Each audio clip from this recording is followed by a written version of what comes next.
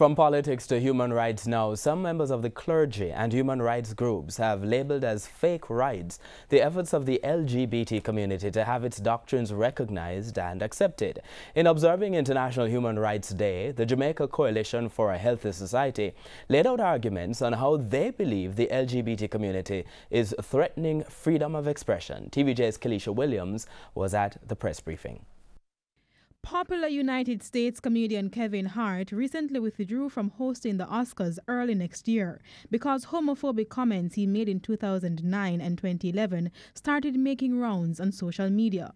Referring to the comedian, members of the clergy in Jamaica and the Caribbean believe the LGBT community is pushing its own beliefs and ignoring all other human rights violations. It shuts people up so that they aren't free to express their view. You could speak out against adultery, against fornication, against carnival, against go-go clubs. Nobody comes after you.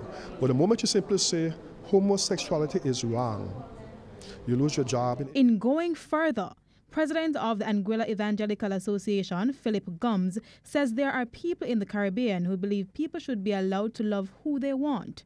But in Sweden, half siblings can marry. So a half brother, half sister can marry in Sweden, and that has been years for the last 5-10 years now. Now, since homosexuality is legal in Sweden, that means that two brothers can marry or two sisters.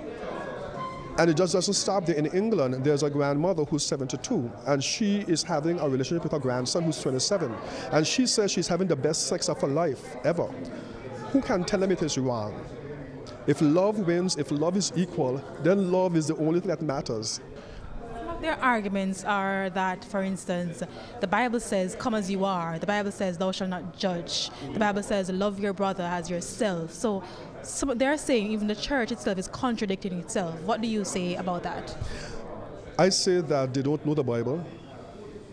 That is like saying that the U.S. says, welcome to America, but ignoring that to be welcome to America, you got to have a visa, you got to have status. President of the Love March movement in Jamaica, Dr. Daniel Thomas, calls it fake rights. These fake new rights include the right to anal penetration, the right to abort a baby, right, which is trumping the right to life of the fetus.